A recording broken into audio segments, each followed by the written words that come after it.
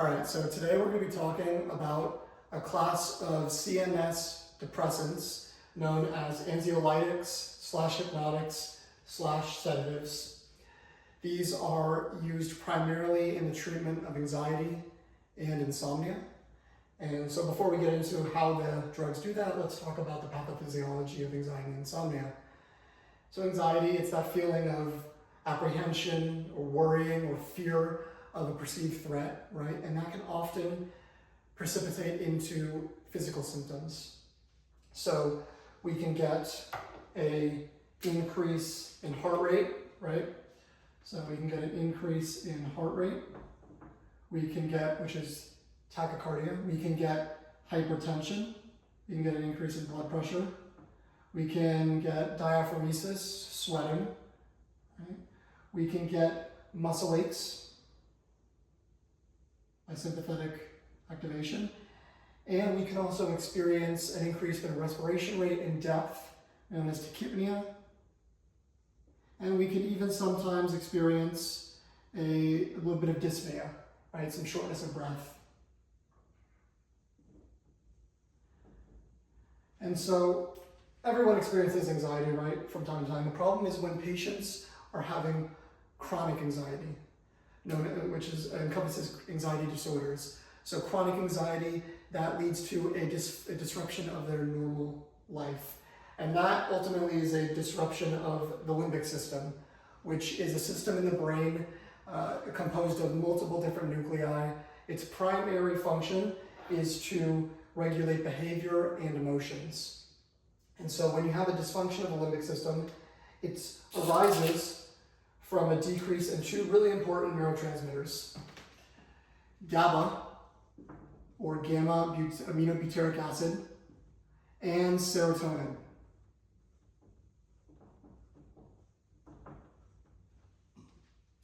Remember that GABA is the main inhibitory neurotransmitter in the central nervous system. So it leads to a depression of neurons, a decrease in action potentials, and stabilizes activity, right? So we're preventing hyperactivity.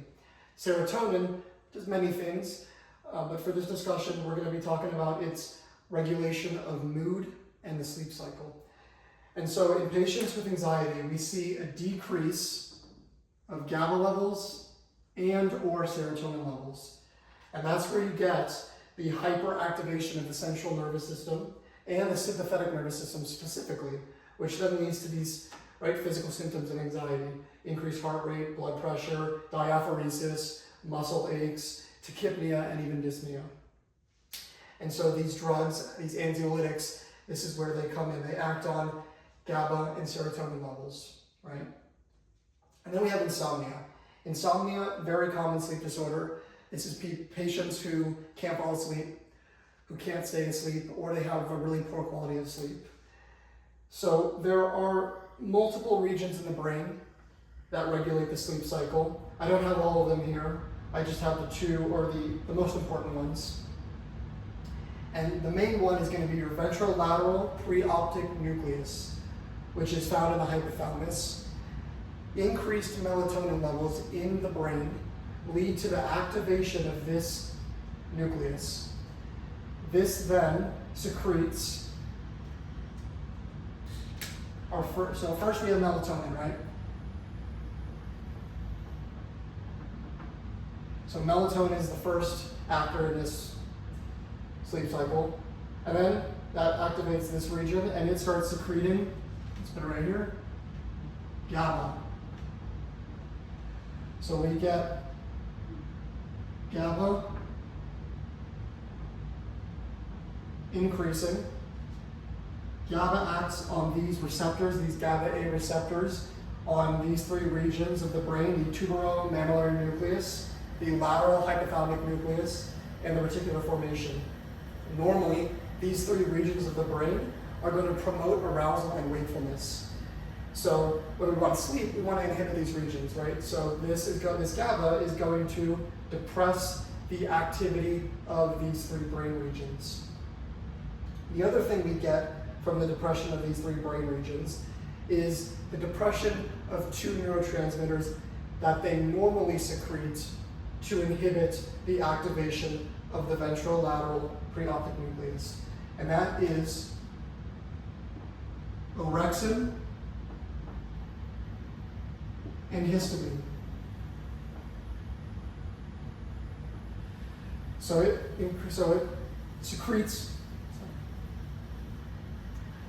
secretes orexin and histamine. That then binds on to receptors in the ventrolateral preoptic nucleus, and that inhibits its activity. It inhibits sleep, promotes arousal and wakefulness. So with patients who are experiencing insomnia, they can be experiencing this for a variety of reasons, right? We can have a decrease in melatonin. We have a decrease in melatonin. We're not activating the ventrolateral preoptic nucleus. We're not inhibiting these three regions of the brain, and therefore we cannot inhibit arousal and wakefulness. We can have a decrease in GABA, right? So this region of the brain is no longer secreting GABA as highly as it was before, which means we're not inhibiting these three regions, and therefore we're not inhibiting arousal and wakefulness, right? And then the other two, which we're not going to really get into too much today, is an increase in levels of orexin and histamine. So if these three regions of the brain are increasing their secretion of orexin and histamine, we get an increase in the inhibition of the ventrolateral preoptic nucleus, and therefore we get an inhibition of sleep. And that's where the hypnotic and sedatives come in, is to increase GABA levels, increase melatonin levels, and decrease histamine levels. So now that we have an understanding of the pathophysiology of what we're treating, let's talk about the mechanism of actions. So if we zoom in to the limbic system and we look at a single neural pathway right here, we have three neurons. The first is a serotonin secreting neuron. The second is a GABA secreting neuron. And the third is a neuron of the limbic system. So normally, this serotonin secreting neuron, swing back around, is going to secrete serotonin.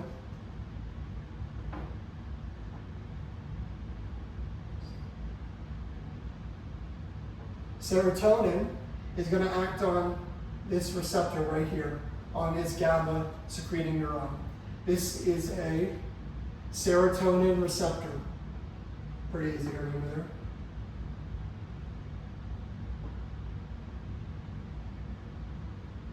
So we get serotonin binding to this receptor. We get then an influx of cations, which means this neuron becomes more positive. Action potential is then created, propagates down the neuron, and it causes the neuron to fire, releasing GABA. Right? And GABA is going to then bind to this little receptor right here, a GABA A receptor.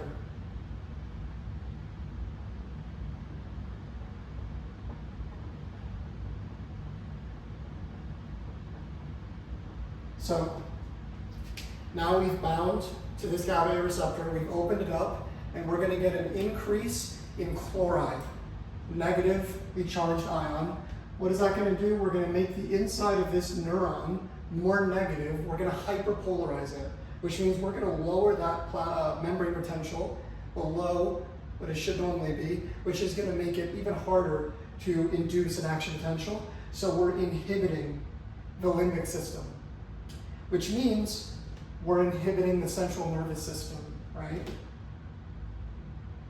We get sympathetic nervous system. We get less sympathetic nervous system activation. We get less of these physical symptoms of anxiety.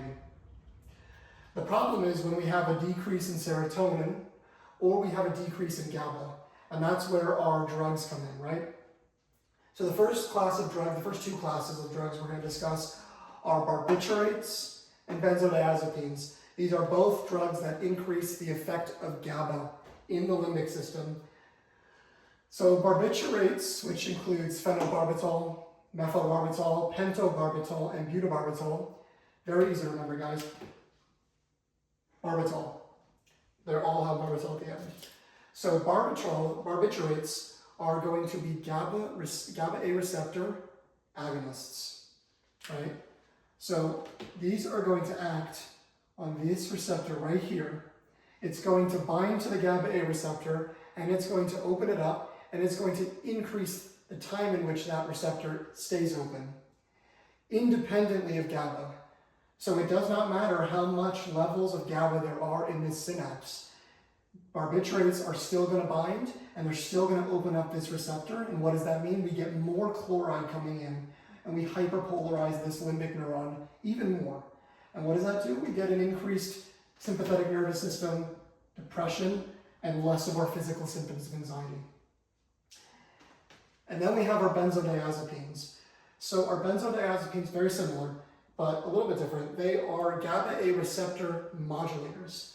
So they come in, they bind to these GABA A receptors dependent of GABA. So if GABA is not present in the synapse, the benzos aren't going to have any effect. Because what they do is they bind to the receptor and they increase the frequency in which it can be opened by GABA. So very important distinction for our conversation later. Barbiturates are GABA A receptor agonists. They bind to the receptor independent of GABA and increase the time in which it is open, which depresses the limbic neuron, depresses the sympathetic nervous system, as well as the central nervous system as a whole. Benzodiazepines are going to be GABA A receptor modulators. They're going to bind to the GABA A receptor as long as GABA is present in the synapse and increase the frequency in which it can open, which again is going to inhibit this limbic system neuron and inhibit the sympathetic nervous system and central nervous system as a whole. And then what about if we have a low level of serotonin, right? Well, we have our drugs that are going to increase serotonin activity. We're just going to talk about buspirone today. There's also your SSNIs and SSRIs and SNRIs, but those are more geared towards the treatment of depression and the treatment of anxiety. But buspirone is another anxiolytic. So it is a serotonin receptor agonist. So buspirone binds to this receptor right here on the GABA neuron, and it increases the cation inflow. More action potentials are sent down, and we get an increase in GABA secretion. So very important. And this, if someone has a low level of serotonin and GABA, they can be on buspirone and a benzo or a barbiturate to help combat that anxiety. So now that we understand how these drugs work for anxiety, let's talk about how they work for insomnia. So remember we said that the ventrolateral preoptic nucleus is going to secrete GABA, which is going to inhibit these three regions and therefore allow for sleep, right, through the inhibition of arousal and wakefulness. But, right, we can have patients with low levels of GABA. And so barbiturates and benzodiazepines are going to act on GABA A receptors in these three regions and have the same effect. An increase in the frequency or an increase in the time in which the receptor is open. And this is going to allow for the inhibition of these regions, allow for the inhibition of the secretion of those neurotransmitters that we talked about, orexin and histamine, therefore inhibiting arousal and wakefulness and promoting sleep. Then we have these two right here, azopiclone and zolpidem. These are going to be our Z drugs, okay? So these are our Z drugs. These are very good for insomnia. However, they do not do anything for anxiety, right? They are GABA A receptor agonists. They act on these receptors just as barbiturates and benzodiazepines do, but they don't act on the receptors in the limbic system. Why is that? Well, if we zoom in on the receptor, right, it's a pentamer of proteins. So there's 5.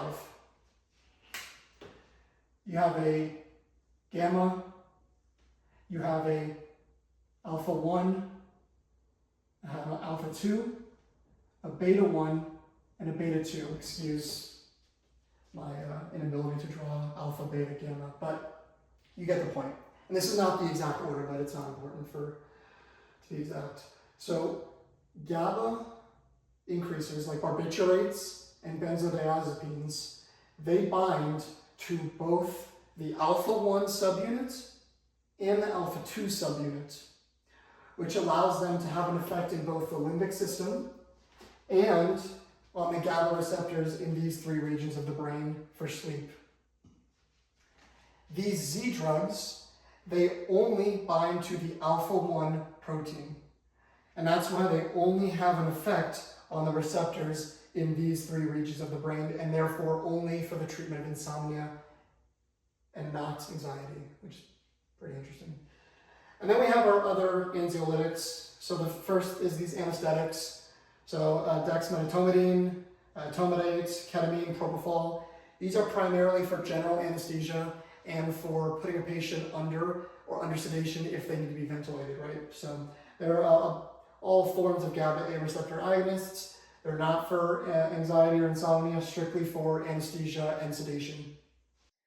And lastly, we have our sleep aids, melatonin and diphenhydramine or Benadryl. So remember, go back over here to our sleep cycle and insomnia. As the levels of melatonin increase in the brain, the activation of the ventrolateral preoptic nucleus increases, and then that leads to sleep. Patients can present with low levels of melatonin, and then we get a deactivation of this nucleus of the hypothalamus and an inability to fall asleep, stay asleep, or get good quality sleep. So this is just a pill to increase the levels of melatonin and activate that ventrolateral preoptic nucleus. And then diphenhydramine. So Benadryl, this is not its therapeutic effect, right? This is more of a side effect. When you take Benadryl, you get sleepy often, and that's a result of the inhibition of histamine. Remember, tuberomammular nucleus, lateral hypothalamic nucleus, and the reticular formation, when they're activated, they're secreting orexin and histamine to inhibit the ventrolateral preoptic nucleus and promote wakefulness and arousal. So diphenhydramine decreases histamine levels, and it does this in the brain, which is going to prevent arousal and wakefulness and induce sleep. All right, so now that we know the mechanisms of actions of these drugs, let's discuss some important nursing considerations. We're just going to focus on barbiturates and benzodiazepines. So barbiturates, they are Schedule 2 and 3. So that means they have a high dependency risk, a high abuse risk. So you have to watch out for those. We'll discuss why later. Routes. Barbiturates can be given intravenously, intramuscularly, intradermally, and subcutaneously. Side effects / adverse effects. Remember, we're depressing the sympathetic nervous system and the central nervous system as a whole. So what can that lead to, right? Constipation, low heart rate, bradycardia, low blood pressure, hypotension. Really important. Let me underline this for you guys. A decreased respiration rate and death can be a result of high levels of barbiturates, right? This is super important. So as the dose of barbiturates increases, the depression of the central nervous system increases, right? And that can lead to medullary depression. And remember, the medulla oblongata is the home to the ventral and dorsal respiratory groups. So if we depress those groups, we can cause a decrease in respiratory rate, a decrease in death, and respiratory depression, possibly respiratory distress. And so it's very important to monitor patients on barbiturates for this side effect or this adverse effect. We can get arrhythmias, right, due to that decrease in heart rate and sympathetic nervous system activation. We can cause sedation, and we can put the patient in a coma. Currently, barbiturates are used for anesthesia, for seizures, and for inducing comas. They're not really used for the treatment of anxiety or for the treatment of insomnia because of the high risk they pose to putting a patient in respiratory distress or a coma. But one thing you need to remember, barbiturates can be used to treat the symptoms of alcohol withdrawal. Really, really important. Barbiturates have a very narrow therapeutic range. Let me highlight this. You've got to remember, 40 micrograms per milliliter in the blood is toxic concentration. Very narrow. And when you have that toxic concentration, that's where you get that decrease in respiration, coma, sedation, hypotension, bradycardia, really bad adverse effects. So get your blood tests. Monitor blood serum levels of this drug. If the provider has not put in a blood test, advocate for a blood test because it's extremely important to make sure that we are not over that 40 micrograms per milliliter. So this is a very low toxic concentration. Barbiturates can get there very quickly and they have no ceiling, right? So once you start getting an increase in dose and possible overdose, it can keep going. And that's where you get putting the patient in a coma, medullary depression. So that's why they're not used anymore for anxiety and insomnia and seizures. And primarily, they're very controlled for anesthesia, seizures, and inducing comas. Before giving barbiturates, make sure your patient is not in renal or liver failure. That is a contraindication for the use of barbiturates, right? If we can't metabolize the drug, if we can't excrete the drug, we have a high chance of getting that 40 micrograms per milliliter very quickly.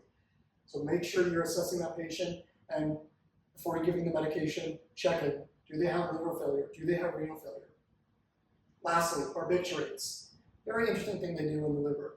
So in the liver, there is an enzyme system called the cytochrome P450 enzyme system.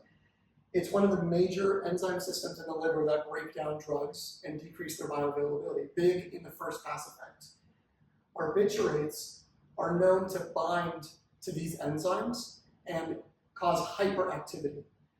Therefore, we get a decrease in the bioavailability of barbiturates and any other medication that is normally broken down by the P450 enzyme system. So that's another thing to watch out for when you have a patient who's on barbiturates.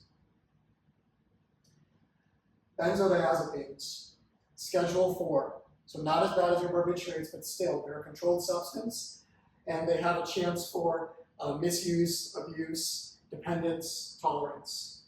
Routes of administration, PO, intravenous, intramuscular. And remember, alprazolam and clonazepam are only given orally.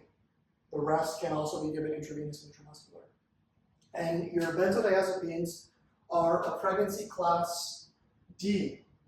Okay, so remember, pregnancy class D, there are studies that show that the drug has an adverse effect on the fetus, and therefore they shouldn't really be given unless the benefits greatly outweigh the risks. So don't forget that. Pregnancy category D, especially if you're working in OBGYN with pregnant women, you want to be careful. Benzodiazepines are the primary drug used for the treatment of anxiety, insomnia, hyperexcitability, and seizures in the class of anxiolytics, right? They have taken over from barbiturates because they have a much lower chance of putting the patient into respiratory distress, and they have a much wider therapeutic range. But there still are some side effects and adverse effects to watch out for. Dizziness and confusion. Very often, patients who start benzodiazepine therapy will experience dizziness and confusion. It should go away. If it doesn't, you need to let the provider know because that could mean necessary to reduce the dose that the patient is on. Again, it can cause bradycardia, hypotension, medullary depression, which leads to respiratory depression, muscle weakness, and sedation. So what happens if a patient overdoses on benzodiazepines? You walk into the room, they've got a respiration rate of 8 breaths per minute, shallow, and they're not waking up. They're not responding to any sort of stimulation, they're sedated. Reversal agent, fluazamil, brand name romazicon. This is going to be your reversal agent, okay?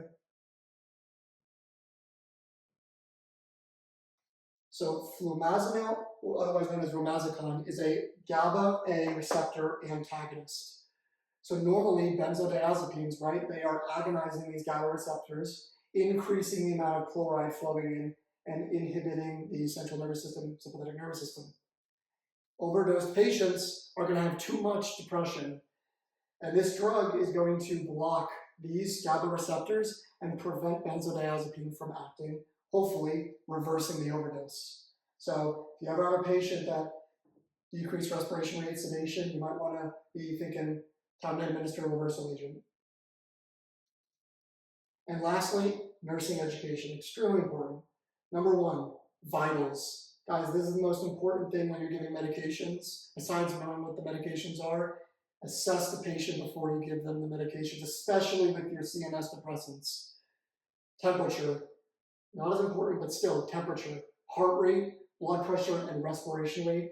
And with benzos, barbiturates, any of these anxiolytics, hypnotics, sedatives, get a baseline mental status. Yes. Highlight this. Baseline mental status. All of these drugs depress the CNS, right? It can lead to confusion, dizziness, muscle weakness, sedation, coma. So you've got to know the baseline mental status of your patient before you administer any of these drugs. Second, fall risk. Again, all of these drugs are CNS depressants. Not only can we cause dizziness, confusion, muscle weakness, sedation, coma, but we can decrease heart rate. We can decrease blood pressure, decrease respiration rate, okay, orthostatic hypotension, hypoxia, all of these things which can then cause the patient to get up and drop like a fly, right? So make sure you're educating the patient about what they're taking and what it can lead to, and implement interventions to prevent falls. Third, and this is important for your patients who are getting a prescription for especially benzodiazepines, because your barbiturates are not going to be given frequently for long-term use in treatment of anxiety and insomnia. Educate them that they should not cold turkey quit taking benzos or barbiturates. They got to taper down. Why is this? If we look back over here at how these drugs act on the limbic system and on the sleep cycle and the regions of the brain that promote and inhibit sleep, they are not increasing GABA levels. They are merely mimicking GABA, okay? They are merely binding to the receptor and then increasing chloride intake, not causing an increase in the levels of GABA in the synapse. So if you have a patient who's taken these, especially for a long-term use, and they just suddenly quit cold turkey, their body is going to go back to that level of no GABA and nothing to activate those receptors, and they're going to have rebound anxiety, rebound insomnia, and rebound seizures, depending on what they were using the drug to treat. So really important, taper these drugs. Do not quit cold turkey. Fourth thing, high risk for dependence, right? Remember, there's Schedule 2, Schedule 3, Schedule 4. This is more for your barbiturates, but benzos as well. High risk for dependence. Same reason why you shouldn't be tapering these, why you shouldn't be cold turkey quitting. These drugs are not increasing GABA levels. They are merely mimicking GABA, and so the body can get used to that. And instead of fixing the underlying problem of a low GABA level, we are merely mimicking what GABA does in the brain. And so it's very easy for a patient's body to be dependent on that drug to depress the central nervous system and the sympathetic nervous system, depress those physical symptoms of anxiety. So watch out for that. And then finally, do not take it with alcohol, especially your benzos, because those are the ones that patients are going to be getting a prescription for when they get discharged more frequently than barbiturates. So assess. If you know that your patient drinks alcohol, please educate them. Do not drink with alcohol. Explain to them what the drug is doing, what it's working on, what are some big side effects, and why drinking alcohol while taking them is a major no-no. Because alcohol is a CNS depressant, just like all of these drugs. And when you add one CNS depressant to the other, you increase the risk of getting these decreased respiratory rates, decreased respiratory depth, sedation, coma, hypotension, bradycardia.